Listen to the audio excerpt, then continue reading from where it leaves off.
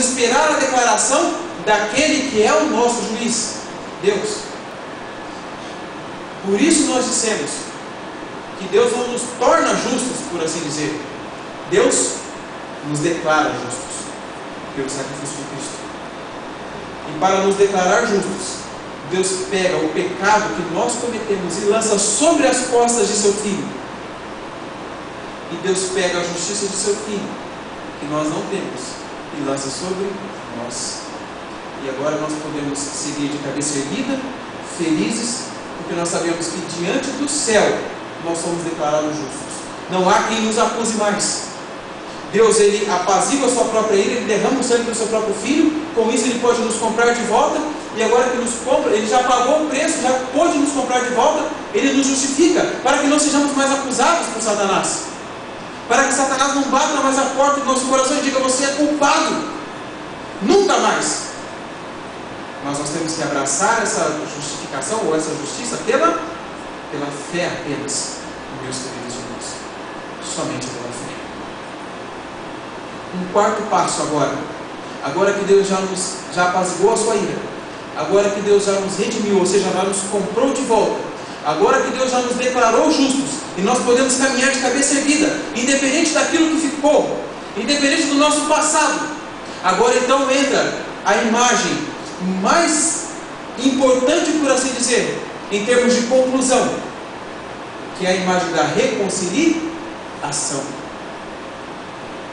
A imagem da propiciação nos leva para o ambiente do templo, onde eram oferecidos os sacrifícios. A imagem da redenção nos leva para o ambiente do mercado, onde eram feitas as transações comerciais. A imagem da justificação nos leva para o tribunal, onde se declara quem é justo e quem é culpado ou quem é inocente. E agora, a imagem da reconciliação, meus queridos irmãos, nos leva para casa, nos leva para o lar. Nós devemos passar por todo esse processo até chegar no nosso lar, até chegar na casa que Deus preparou para nós. Eu quero falar sobre esse aspecto da reconciliação no sábado, especialmente. Queridos, Deus no passado, Ele havia feito uma promessa: se de fato um homem caísse, Ele iria prover o meio pelo qual nós fôssemos salvos. E Deus, desde a eternidade, Ele tem procurado cumprir com essa sua promessa para a nossa salvação. Eu estou estudando a Bíblia com uma família, e é bastante interessante que essa família chega em casa às 7h30 da noite. Eles são vizinhos de andar no nosso prédio onde a gente mora. Chega em casa às 7h30 da noite, né, amor? Na sexta-feira.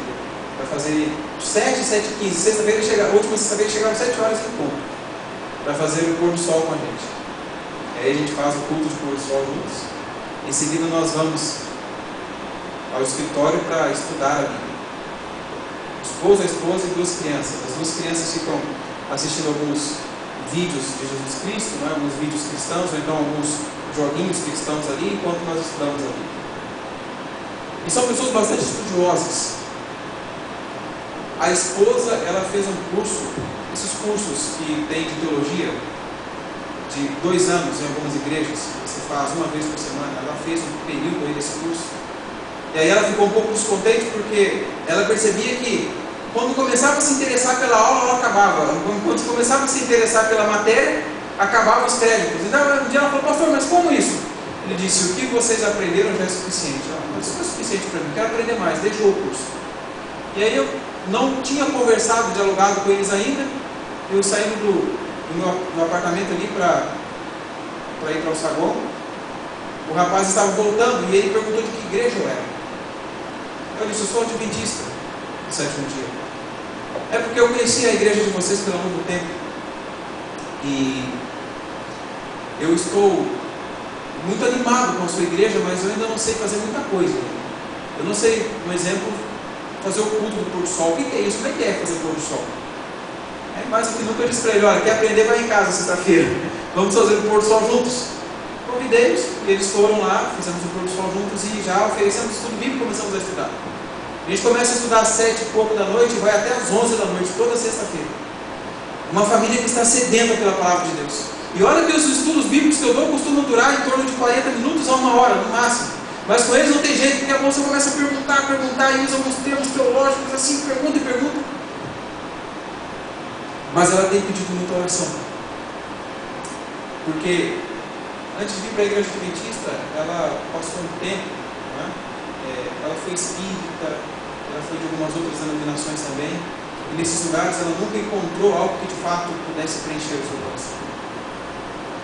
E agora ela sempre fica um pouco triste quando ela aprende uma verdade que ela não conhecia e começa a ficar muito chateada e chega a chorar por causa dos anos que ela perdeu nesses outros caminhos. E aí a gente tem conversado muito, eu tenho falado das maravilhas que Deus pode fazer na vida dela daqui para frente. Porque no final das contas, meus queridos irmãos, o que vale a pena é daqui para frente. Por mais que nós tenhamos uma vida santa e reta diante de Deus, se hoje nós decidirmos nos desviar dos caminhos de Deus, o que passou, meus queridos irmãos, passou. A contrapartida também é verdadeira. Por mais que tenhamos talvez uma vida desregrada no passado, por mais talvez que tenhamos uma vida toda desconjuntada, fazendo coisas que desagradaram a Deus, que entristeceram a Deus, por mais que tenhamos cometido pecados terríveis, por mais que tenhamos talvez decepcionado os nossos familiares, entristecido as pessoas que nos amam, o que importa é daqui para frente. E se eu tomar uma decisão do lado de Cristo hoje, com sinceridade no meu coração, o que passou ficou para trás. Redundância, mas é verdade. Ficou para trás. Para dar ênfase. E essas coisas ficaram para trás, única e exclusivamente por causa do que Cristo fez por nós na cruz do Calvário. Somente por isso, irmãos. Essa é a solução de Deus para a nossa vida. Não adianta eu tentar ser fiel nos dízimos. Não adianta eu tentar ser fiel nas ofertas. E olha que essas são questões imprescindíveis, queridos irmãos. Uma vez que elas constroem o nosso caráter. Não adianta eu tentar ser fiel a Deus no cuidado com o meu corpo. Não adianta eu tentar ser fiel a Deus no cuidado com o meu tempo, dedicando tempo de qualidade para Deus e para a minha família, administrando bem o meu tempo. Não adianta eu tentar ser fiel a Deus, empregando da melhor maneira possível os talentos e dons que Ele me conferiu. De nada disso adianta, meus queridos irmãos, se eu não tiver de fato uma vida de humildade colocada nas mãos de Deus. E de nada isso adianta se hoje eu decidir desviar-me dos caminhos de Deus. O que fica? O apóstolo Paulo, ao escrever para os Coríntios, ele dá para eles um conselho bastante interessante. Eles estavam bastante interessados em saber qual era o dom mais importante para a igreja. Eles estavam bastante interessados em saber qual era o dom que causava mais impressão no coração de Deus, positivamente falando. Eles estavam tentando entender e começavam então um dizer para o outro: olha, eu acho que o meu dom é mais interessante que o seu, eu acho que o meu dom é melhor do que o seu, eu acho. Então o apóstolo Paulo, ele envia nessa carta e dá um recado para eles: olha, ainda que você possa ter o dom mais importante, se você não tiver amor, de nada vai adiantar. Você pode entregar o seu corpo para ser queimado, olha que extremo, mas se você não tiver amor, de nada isso vai adiantar. Você pode, querido irmão, tentar ser um mordomo fiel a Deus. Você pode tentar ser muito fiel a Deus. Você pode tentar ser aquele que Deus tanto esperou que você fosse. Mas se você não tiver amor e não entender que você só faz isso porque Cristo morreu por você e te dá força suficiente, não vai adiantar de nada. Por isso a Bíblia nos ensina que nós somos salvos pela graça de Deus. Que nós só somos salvos por aquilo que Ele fez por nós na cruz. E nós só somos salvos porque hoje Ele intercede por nós.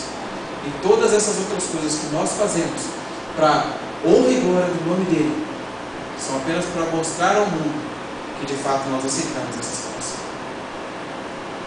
Eu gostaria muito de, ao findar essa semana de oração, sair dessa igreja com a certeza de que cada um de nós aqui entendemos que o problema de Deus é o pecado, aquilo que entrou e que destrói a vida de nós, e que a solução de Deus é Cristo, e é aquele que pode nos ajudar a melhorar em todos os aspectos de nossa vida. Nós estamos encerrando a mensagem nessa noite.